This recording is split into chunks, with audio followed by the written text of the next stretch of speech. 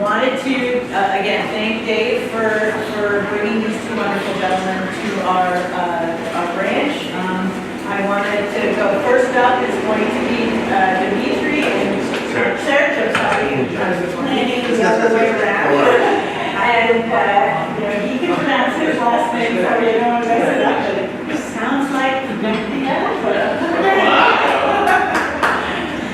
and, having attorneys come work with us and teach us to do it right the first time and give us some guidance is really a benefit to us, because we do want to work very well with attorneys. They are sometimes the deal makers on our deals, because sometimes we walk in with a deal that seems to be in good shape, but there's something there that we know it's been gnawing at us, no CO, or the deck is not legal, or all this little stuff, and really it becomes on their good work that makes the whole deal come together and finalize, so that we all get paid. So that's something that we continue to want to emphasize, your good working relationship with them. So we're going to let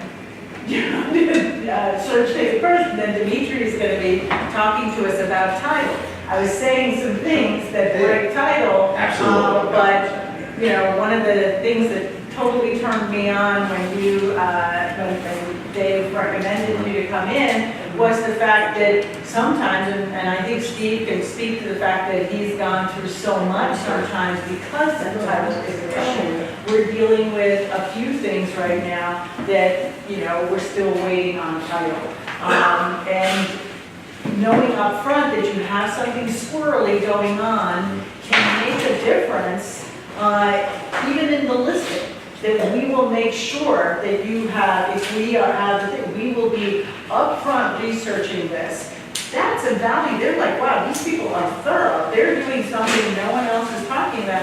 And if they ask another agent who's doing the listing presentation next, oh, would you be investigating our title? They'd be like, what's title? Like, what are you talking about?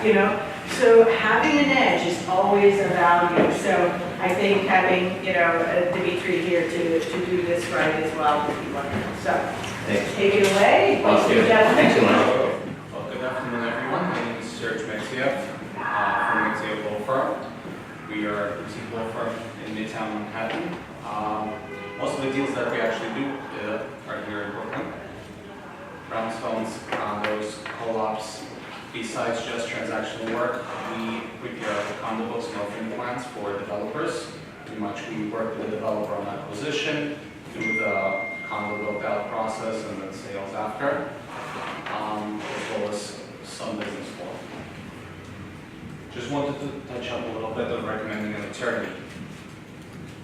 I always tell my brokers, make sure whoever it is that you recommend is a real estate attorney.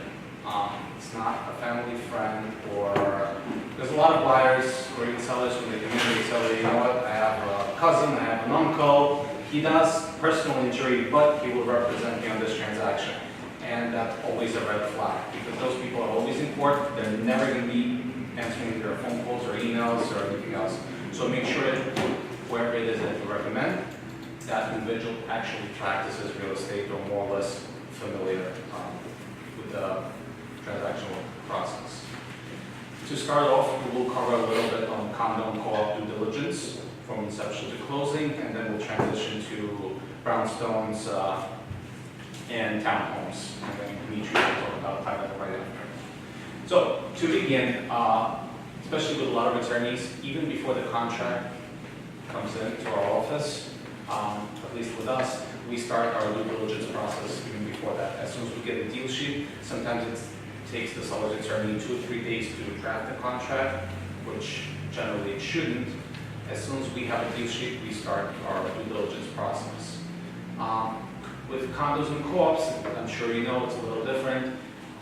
A lot of times you have to go review the minutes from the board. And just to coordinate that process usually takes 3 to 4 days for you to schedule something, physically go there and review everything. We try to bypass that process.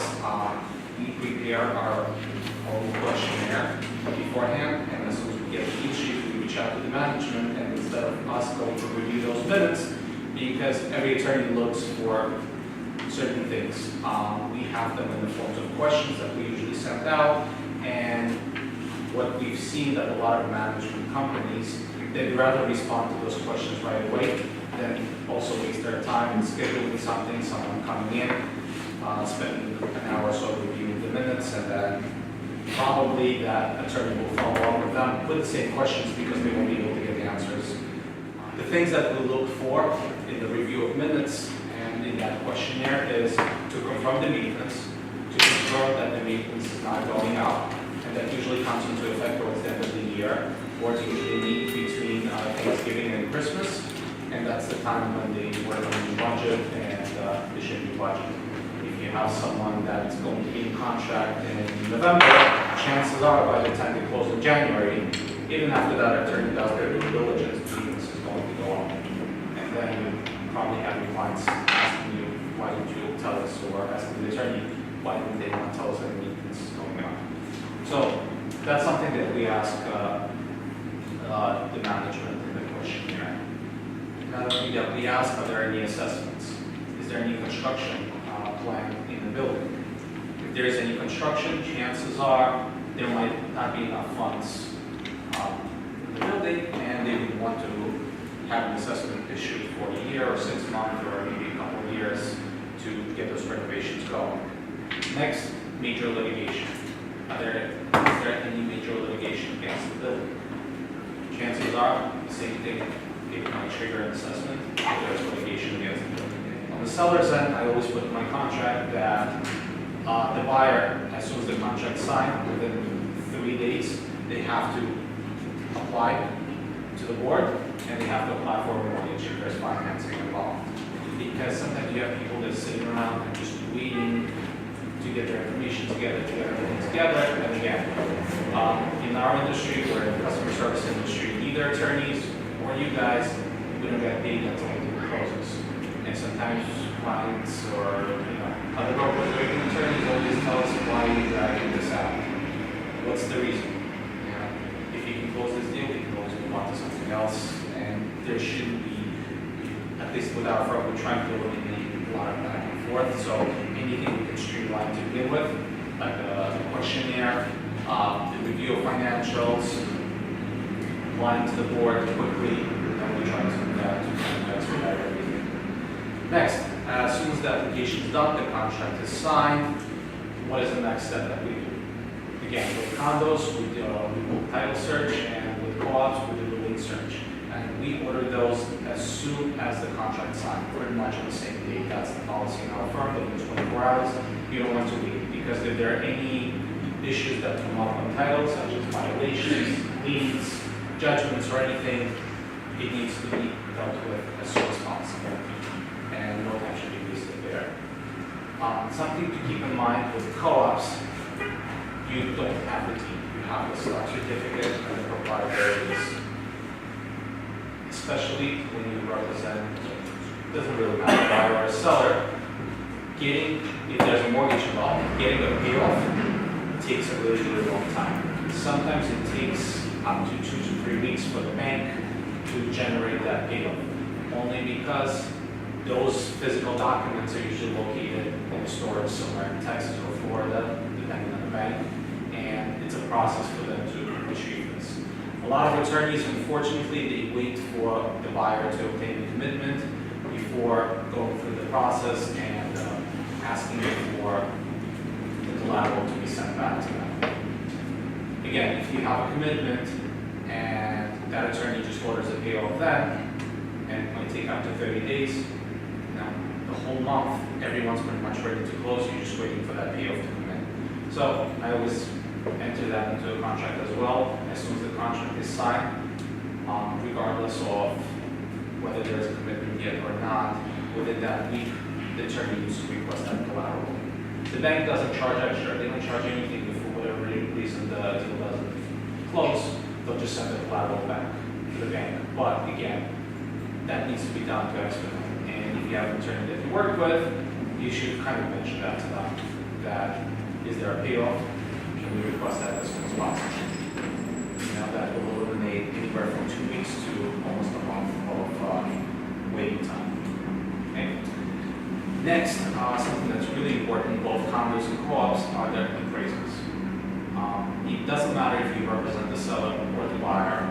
Anytime the bank sends an appraiser to appraise a condo or co-op, make sure that you're there. Make sure that you're there and help them appraisal with comps or anything else that you can bring. A lot of times, big banks, they use someone, I would say either out of state or someone from upstate New York that is not familiar with the area, not familiar with the industry. For example, you have a new development across the street, they will probably Google the area most of the time. They'll look at a few of the buildings without amenities and use that in the comps if no one gives them anything else. And that's the reason why a lot of major banks undervalue the properties. And I've seen that all the time. So every time there's an appraisal with the bank, I always reach out to the brokers and ask them, please be there if you can help them with any comps or anything else. Those people, they will gladly take anything that you give them. You know, that will help them and make their job a little easier. So it's very, very important. If the appraisal doesn't come in, it needs to, that can change the whole thing. Pretty much, might cause a delay or an issue. Because to get it reappraised or to get it redone, not every bank would do that, and that's an extra cost on the borrower as well. Next, we have the problem that I've been seeing lately, and maybe that's not the case here. With all the banks that require brokers to send their invoices, their licenses, and everything else, make sure you have that in your form when you send it in. I would say even before the closing is scheduled, you can always send in your invoice. If you know that the loan has been cleared to close, even before it's scheduled, send in your invoice.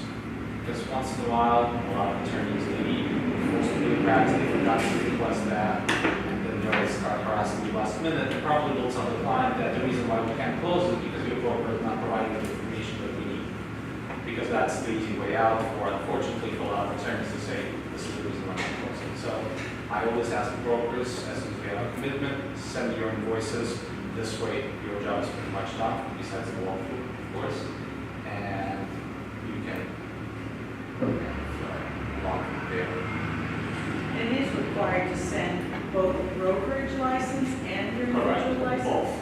One of the banks require that to disclose on the closing disclosure. You need the broker information, their contact, and the license for both the broker and the brokerage has to be disclosed. For example, we have closing on Thursday and the broker's on vacation. I don't know why, but their brokerage, they're out and about. They released the information for their brokerage license, but they said his own license. The brokers, they don't have access to for whatever reason, and he's on vacation. Now, the bank says they can't issue the closing disclosure without having that information. So now there's a delay, we have to wait until he comes back. I tell all my clients when they're buying to do the home inspection. That's always something that needs to be done. Not so much with condos or co-ops. Usually that's, you don't really need to do it yourself. You broker can help. That's what they tell them. But in terms of homes, you would need someone professional to come in. The it's under $500. And again, prospective buyer will know the issues that the home will have. And again, with a lot of brokers representing the buyer, you know that sometimes you can use that report to take and renegotiate the purchase price if there are major issues with the property. So, like I said, I always try to control the deal in terms of contract signed, everything's done, go to the next step. Your next step is applying for the mortgage. If you want to shop around, do it before, or once the contract is being signed, you have that time. No one says, don't shop. Absolutely. More or less the rates are the same, almost everywhere. And that it's more of looking at your book faster and some sort of closing credits that you can receive. So that's the best way of doing it. With new developments, sometimes you have developers recommend the mortgage broker in the offering plan or just the broker that's recommended. And a lot of times I have clients tell me, we'll go to any lender except for the one recommended by the developer, because for whatever reason they think the developer is getting kickbacks. And I always tell my clients the reason why the developer has the preferred lender is that lender has been with them from day one. They've already probably approved the building. So with condos, the approval process with the lenders, well, the bigger ones, especially like Wells Fargo, it's actually a little easier than the smaller ones. When you go to a smaller lender, it will take them, I would say, forever to approve the building even before they start on the process. So by developer telling them, here, use this company, meaning that they already approved the building, they probably know more about the building than a few other lenders. So it's best to go with them. Easier to do a purchasing. Another issue that I've seen come up in terms of lending is when I have clients relocating from out of state, and they tell me that we have a family mortgage broker out of California that will our mortgage. Always a red flag, always a problem. Even if it's going to have to deal with Wells Fargo. And at that point, I reached out to the mortgage broker in California because regulations are the same, very different. And I asked them, would you mind working with someone locally from a local branch in New York so they can at least walk you through the process? They said absolutely not. I know what I'm doing. I closed the deal 10 years ago in New York, and we'll get it done. They couldn't get it done. The client was frustrated. They had to go to a different lender. They went from Wells Fargo to a different lender because of that. And I've introduced that broker to a few local brokers here. So I said, listen, they'll just help you walk you through the process because each state has different regulations. And California, and people out of Florida, for example, is that yeah, we can get it approved and closed probably within 2 weeks, which is not realistic. Me being that state, yes, here, no. So if you can always talk to your client, even if they say we have someone from our family, different state, try to push them to someone local, because that will help expedite the process tremendously. Purchasing, okay. You guys know what a scene is? So when you're selling or refinancing or doing a property, let's say you're selling, the buyer comes in, takes out the mortgage, they have to pay mortgage tax again. So anytime the amount is taken out, you pay that tax. But the purchase schemas are, let's say the seller, they bought this house 5 years ago, they took out a $500,000 loan, they paid the mortgage tax on it. So the mortgage tax is paid. Now they're selling the house 5 years after, and the buyer comes in and says, hey, I'm going to take out a $600,000 loan. So instead of this buyer being taxed on a full amount of $600,000, some banks, what they do, it's called a purchase CMA. They can assume that loan for $500,000, and the buyer will only be responsible to pay mortgage tax on the difference, which is $100,000. So they save $500,000 worth of mortgage tax. Yes. What we would really do is we would take the new mortgage minus the unpaid balance, because that unpaid is getting consolidated. So if that $500,000 mortgage was paid through amortization down to, let's say, $470,000, that's what we can assign. Right. Just so- Only the remaining. Yeah, we So gotta I pay only that. have 50,000 left, that isn't a lot, long. If I have a big mortgage, Right. it's good. Right, so it's the difference of the unpaid amount and the new amount that you have that you would only be taxed on. And it's been very popular now, especially, New York State, New York. about it, no problem. If I could just interject, I mean, this is being so pushed by regulators that we have to actually, in our application system, attest that we talked to the buyer about it, and is it available?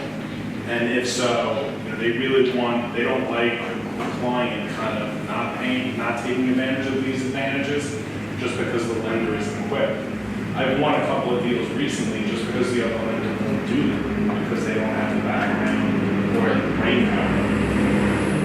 We just came from a closing together, and the guy signed quick and and I got done in a week. It was seamless. Now, coincidentally, this buyer's attorney, who also represented the bank, is quick as attorney in New York, so he has access to all the notes, the payoffs. So that was a gem. A Wells is super easy. It is super easy, right?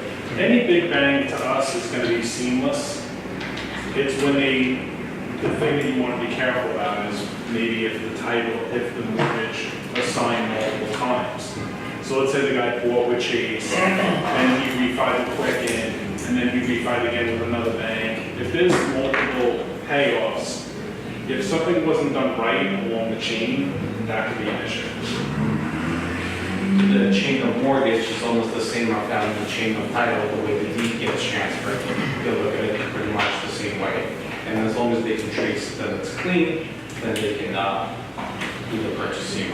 And from what I was seeing now, especially with developments, some banks offer that from the developer, doing the portion of their construction loan is residential. Right, they can actually kind of slice it like a pizza and say, we have 8 units, we paid 800,000 mortgage tax, so we can assign 100 to each unit. And it's also the pushback when somebody says, oh, I don't trust that developer's mortgage banker. It's like, well, maybe they can do the purchasing. Exactly. You'll seem smart. I think it's also a good question on a listing presentation to vet that out. Do you have, Mike, you're selling your house, what do you owe on it? Who's your mortgage with? How much do you have unpaid? Why do you ask? Because that might help you market your house. And then obviously we should also talk about how that savings is going to be split, because sometimes we've overpromised it to one side and the other side's like, well, what about me? So today's closing, they went 50-50. A lot of times that's what they do, is they just split that benefit of saving the cost. For the seller, it's an incentive. You know, they'll get some money to the credit for the buyer. Instead of them paying the full amount, technically they're paying only half, so they're still saving some money here. So it's a win-win for everyone. And it's about how much? Yeah, almost 2%. So it's a percentage each you get to the end of, hence earning your 6%. I would say it was about 10 grand on 500,000 worth of debt. Yeah. And then after expenses, we say to sell for $800 today.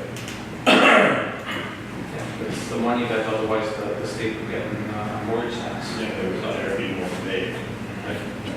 Sometimes it's not even the title companies, especially if you have small lenders. They'll get their payoff, they'll get their money, but they'll never submit anything for recording to notify everyone else that this mortgage has been paid off, especially with the older, small banks that went under. Yeah. The mortgage was paid off, let's say 10 years ago, and the homeowner was under impression we're done, everything's done, but in the city, in the county database system, it still shows that the mortgage is open. And then you have to go and find them and get the satisfaction reported, so that comes up pretty often. It doesn't mean that they have to pay off the loan again, no. If the loan is paid off, it's just the form of paperwork that's not being violated. Okay. Any questions on homes? Yes. At the closing, who's the one that brings in the title people? Is it something, the buyers? The buyers. Sellers? Usually the buyer's attorney is the one that Brings in the title. of everyone else, because it's on the buyer to do their due diligence, to make sure that there are no judgments, violations, or all these open mortgages on the property itself. Yes. We'll have Dimitri come up and talk about that.